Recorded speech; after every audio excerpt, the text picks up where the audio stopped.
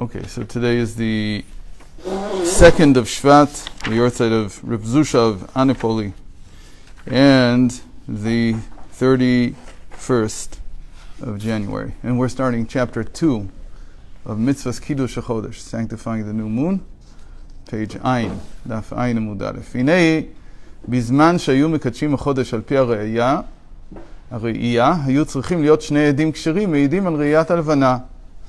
אכן צריך שיהיו סמוכים ולא אפילו שיהיו תלמידי חכמים, אלא גם שתי עדיותות כשרים לזה. So, one of the most interesting setups here, which is not clear at all from the verses in the Torah, is that it has to be a Beis Din, a Sanhedrin, that is receiving a testimony from witnesses.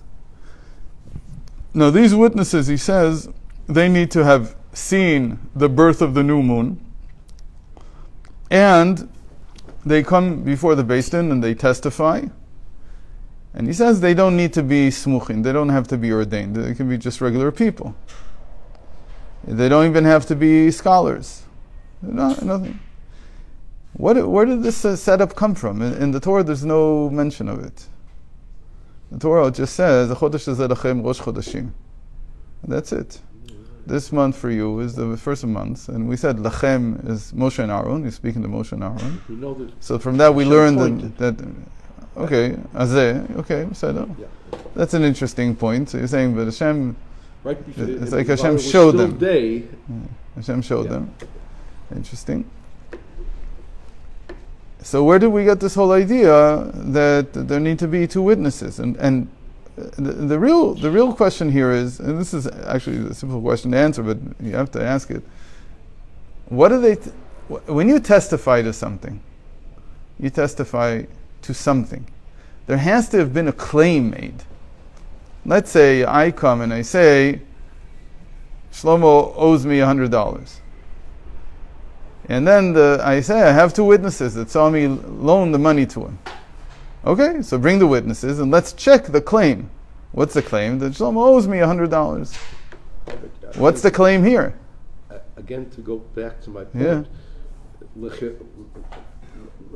I mean, you can't say Hashem is a person or an aid, but they both witnessed it. Okay, so I'm just saying. So what's the claim, though? When you have a witness, it was seen. So what's the claim? Who made the claim? When you come before a Beis Din, there has to be some kind of claim. He hurt this person, that he caused that damage. Okay. Where's the claim? There's no claim. So the claim is actually quite simple. Again, you have to assume it. Otherwise, the whole setup doesn't make the whole configuration here of Beis Din and witnesses and so. There has to be a claim. The claim is that before they can receive testimony, they have to know, the Beis Din has to know when and where it's possible to see the birth of the new moon. Meaning that they have to know how to calculate where the new moon can be seen. That's the claim. They make the claim. And they have to be three people making the calculation together, like as a Beis Din. The Beis Din here is making the claim. It's sort of like when they're orphans and they can't make a claim, so the Beis Din makes it for them. So in this case, there's no one who can make the claim except for the Beis Din. Beis Din claims, they don't tell anyone, because if they told them, then they couldn't testify to it. But they say, on this and this day, meaning we know that we calculate that the birth of the new moon will be on this and this day. So that's when it can be seen. And then the witnesses come and they question them. And they make sure that what they say to them fits their calculations. But that begs the question, so why in the world do you need witnesses if you already know? You made the claim, you're the ones. It's not like there's anyone to contest this. It's not like the witnesses are going to come and say, no, on this and this day, it wasn't there. Because if they say that, we know they didn't see it. Because we already made the calculations. We know when it could be seen.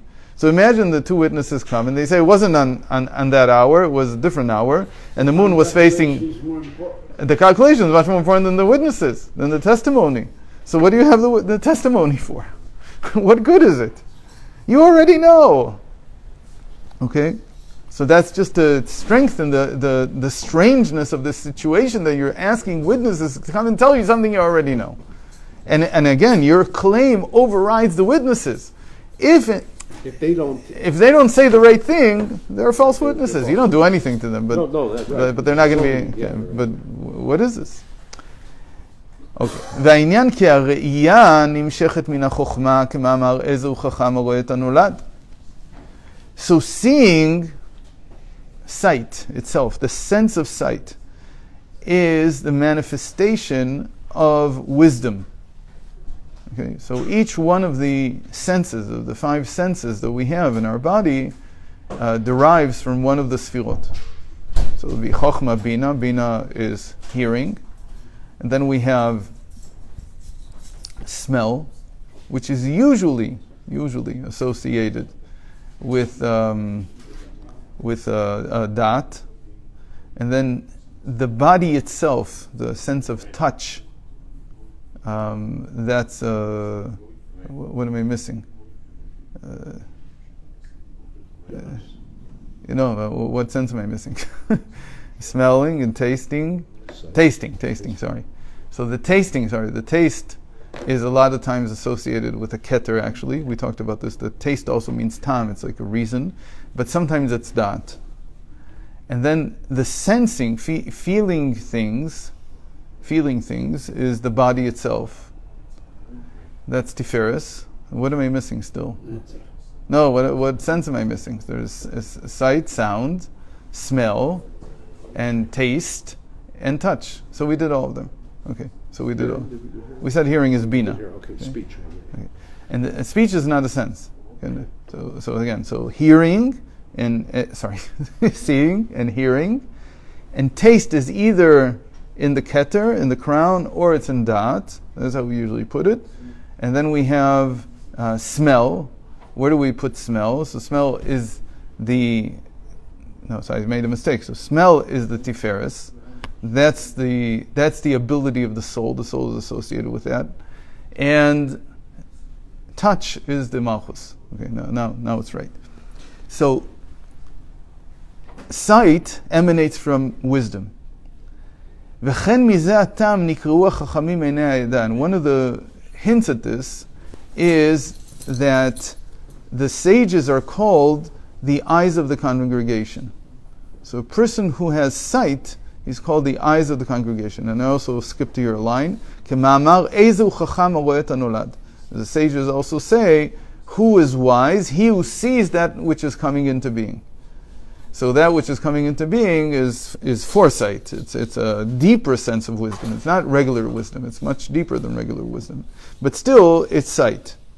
והטעם הוא שרוחניות כוח הראייה נמשך מן החוכמה שבנפש, כי החוכמה היא בחינת ראייה רוחנית, שהרי מהות השכל הוא להשיג דבר זולתו איך ומהו. And why is this? Because sight is taken from wisdom. What's the point of wisdom? The point of wisdom is to see the essence of something, to grasp the essence. Now, the essence, at first, it doesn't sound like, why would this necessarily be related to sight? And maybe this is something else. So, the essence in Hebrew, you say mahut. It comes from the word ma. Mahut is like, what is it? Ma, like the essence is the answer to the question, what is this thing? What? Ma. And the ma is from chokhmah. Chokhmah, we understand it to be koach ma, the power of ma. So that's where it comes. Wisdom is to be able to grasp the essence of something. So spiritual sight is to see the essence of something.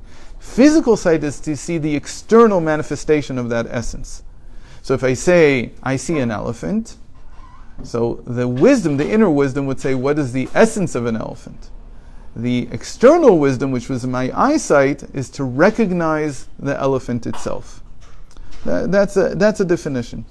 והרי זה בדוגמת הראייה שעניינה גם כן לתפוס ולהכיר דבר מה, ולכן כתיב, הכסיל בחושך הולך. And so the reverse is also true, that if you can't see, then you're in darkness.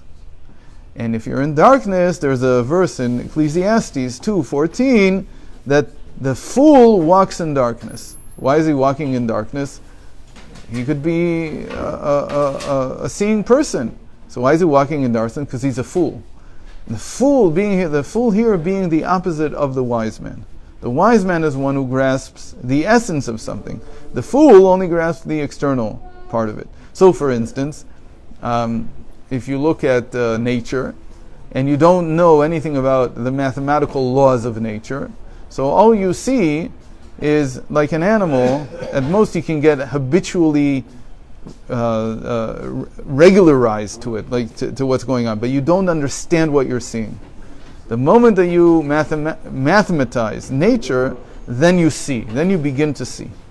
You can't see until you have some wisdom, some grasp of the essence. The animal only sees the external effect. That's all he sees again and again and again. So they don't build a concept of what this is. But we build a concept because we see the essence. Meaning the one who doesn't have the power of, and we call it insight. Why do we call it insight? Because it's like the inner sight. So one who doesn't have insight is like someone who's walking in darkness, and therefore he doesn't see anything that's in the home. This is also, in one word, related to being a prophet. The prophet sees beyond. He also sees. But we're like blind compared to him. So you have to see. Amen.